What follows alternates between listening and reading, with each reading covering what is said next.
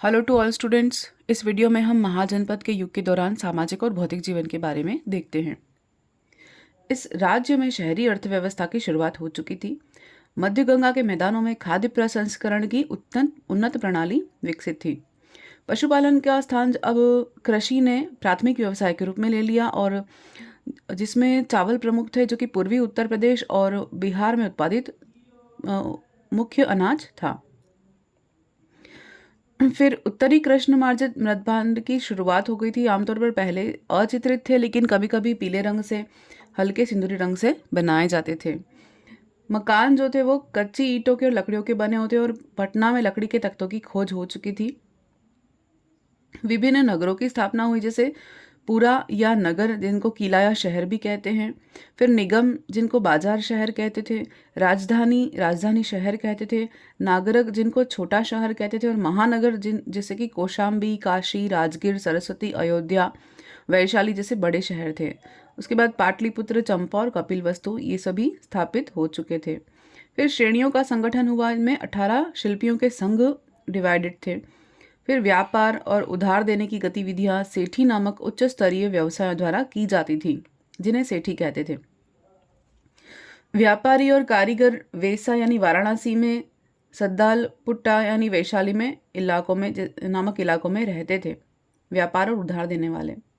फिर कपड़ा, हाथीदांत, बर्तन आदि शिल्प उत्पादों का निर्यात किया जाता था और 2 प्रमुख अंतर क्षेत्रीय मार्ग, उत्तरापथ और दक्षिणापथ, विकसित थे। अब हम देखते हैं महाजनपद युग के दौरान प्रशासनिक व्यवस्था के बारे में। ये तो था सामाजिक और भौतिक जीवन। अब हम प्रशासनिक व्यवस्था के बारे में देखते हैं। राजा महामात्र या अमात्य था। मंत्री, सेनानायक जिनको कमांडर कहते हैं, जिसे आयुक्त जैसे अधिकारी द्वारा सहायता और सर्वोच्च अधिकार प्राप्त हुआ। नौकरशाहियों की नियुक्ति उच्च जातियों से की जाती थी। सभा व समिति पूरी तरह से गायब हो गई। इसके स्थान पर एक छोटा सलाहकार निकाय, जिसमें मुख्य रूप से ब्राह्मण शामिल थे, जिन्हें परिषद कहा जाता था, जो राजा की सहायता करते थे। ग्राम प्रधान, जिनमें ग्राम भोजक, ग्रामीण प्रशासन की देखभाल करते थे। ग्रामीणों से कर की वसूली की जाती थी। कानून व्यवस्था की जिम्मेदारी उनके पास थी। फिर क्षत्रियों और ब्राह्मणों को कर से छूट दी गई थी। बलि जो कि आदिवासियों द्वारा स्वैच्छिक भुगतान था, अनिवार्य थी और बलि साधकों नामक अधिकारियों द्वारा एकत्र की गई थी। टोल संग्रह अधिकारी शौल्किक या शुल्काध्यक्ष कहते थे। कानूनी सामाजिक व्यवस्था, यहाँ धर्म सूत्रों को प्रमुखता दी गई थी। कानूनी सामाजिक व्यवस्था में जिनमें दीवानी, फौजदारी कानून जो थे वो वर्ण विभाजन पर आधारित थे और यहाँ का समाज कैसा था? पितृसत्तात्मक समाज था। नेक्स्ट देखते हैं। अब हम देखते हैं विदेशी आक्रमण के बारे में। सबसे पहले फारसी आक्रमण देखते हैं। 6ठी शताब्दी ईसा पूर्व का पहला भाग जो था वो जहाँ पर छोटी छोटी रियासतों का उदय हुआ था। उत्तर पूर्व भारत जो था उसमें छोटे राज्य ज़्यादा शक्तिशाली थे, जैसे मगध साम्राज्य था, वो मगध साम्राज्य में विलीन हो गए। फिर उत्तर पश्चिम भारत राजनीतिक रूप से अस्थिर था। फिर गांधार, कंबोज, मद्र जैसे यानी पंजाब जैसे राज्यों के बीच लगातार संघर्ष होता था। उन्होंने हिंदू कुश दर्रे के माध्यम से इस क्षेत्र को आक्रमणकारियों के प्रति कमजोर बना दिया था। फिर आक्रमणकारियों को भारत की समृद्ध संपत्ति ने आकर्षित किया, तो ये जो दर्रे के माध्यम से जो आक्रमणकारी थे वो थोड़े कमजोर हो गए थे, जहाँ पर आक्रमण कम होने लगा। फिर साइरस 558 से 530 अचमेनिद साम्राज्य के संस्थापक थे। प्राचीन ईरान की बात है। फिर के थे और भारत के उत्तर पश्चिम हिस्से पर आक्रमण किया। फिर गांधार है, कंबोज, मद्र पर विजय प्राप्त की साइरस ने। सिंधु के पश्चिम भाग की सभी जनजाति ने उसके सामने आत्मसमर्पण कर दिया। किसके सामने? साइरस के सामने। फिर डेरियस यानी दारा प्रथम के बारे में देखते हैं। ये साइरस के पोते थे। 522 से 486 ईसा पूर्व की बात है। 518 ईसा पूर्व में खैबर दर्रे के माध्यम से सिंधु घाटी पर विजय प्राप्त की और पंजाब सिंध पर आक्रमण करके उन्हें अपने कब्जे में कर लिया। फिर गांधार अचमेनिद के अधीन फारसी साम्राज्य का एक प्रांत था। ईरानी स्रोतों में गांधार का सबसे पुराना संदर्भ अचमेनिद डेरियस दारा प्रथम के बेसोटीन पाठ के पुराने फारसी संस्करण में मिलता है। तो इसकी जानकारी कहाँ से मिलती है? ईरानी स्रोत में मिलती है, बेसोटीन पाठ में। फिर गांधार क्षत्रप पुष्कलावती यानी 4 सद्दा में राजधानी के साथ 518 ईसा पूर्व स्थापित हुआ। परसेपोलिस के पास नक्श ए रुस्तम में दारा के मकबरे पर शिलालेख क्षत्रपों की सूची में हिंदूस के साथ गांधार का उल्लेख भी मिलता है।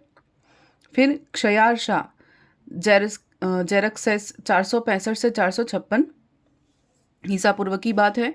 ये अपने विरोधियों से लड़ने के लिए यूनान में भारतीय पैदल सेना घुड़सवार सेना को नियुक्त किया और दारा के उत्तराधिकारी थे क्षयार शाह जेरक्सेस। और दारा के अभिलेख यानी शिलालेख में पहली बार हिंदू शब्द दिखाई दिया था और अपने साम्राज्य के हिस्से के रूप में हिंदू को सूचीबद्ध किया। नेक्स्ट देखते हैं भारत पर ईरानी आक्रमण का प्रभाव क्या पड़ा। दोनों देशों के बीच मजबूत सांस्कृतिक संबंध स्थापित हुए। ईरानी खरोष्ठी लिपि भारत में लाई और उसका इस्तेमाल अशोक ने अपने शिलालेखों में किया। तो अशोक के बारे में सबने पढ़ा है। तो भारत और ईरानी आक्रमण का प्रभाव क्या रहा कि दोनों देशों के बीच सांस्कृतिक संबंध मजबूत हो गए और जो खरोष्ठी लिपि हम पढ़ते हैं वो ईरान से आई हुई है। तो अशोक ने जिसका शिलालेखों में अपना उसका उपयोग भी किया है। मौर्यकालीन मूर्तिकला पर ईरानी शैली का प्रभाव दिखाई देता है। घंटे के आकार के शीर्ष स्तंभ जो है इसका उदाहरण है। अशोक के शिलालेखों की प्रस्तावना भारतीय शब्दावली में कुछ शब्द भारत की संस्कृति पर ईरानी प्रभाव दर्शाते हैं। ईरान के बोगज कोई शिलालेख में इंद्र, मित्र, उरुवन यानी वरुण, नास्तिया यानी अश्विन जैसे ऋग्वेद देवताओं के नाम का भी उल्लेख मिलता है। फिर भारत ईरानी संपर्क लगभग 200 वर्षों तक चला जब तक कि सिकंदर ने भारत पर आक्रमण नहीं किया था। इसीलिए भारत पर ईरानी प्रभाव अधिक दिखाई दिया। फिर मैसेडोनिया यानी सिकंदर का आक्रमण। सिकंदर मैसेडोनिया का था। 327 से 325 ईसा पूर्व की बात है। 4वीं शताब्दी ईसा पूर्व यूनानियों और ईरानियों में वर्चस्व के लिए आपस में लड़ाई हुई। मैसेडोनिया के सिकंदर ने डेरियस को हराया और ईरान इराक पर विजय प्राप्त कर ली। तो जो डेरियस था उसको सिकंदर ने हराया था और ईरान का शासन खत्म हुआ और इराक का हो गया।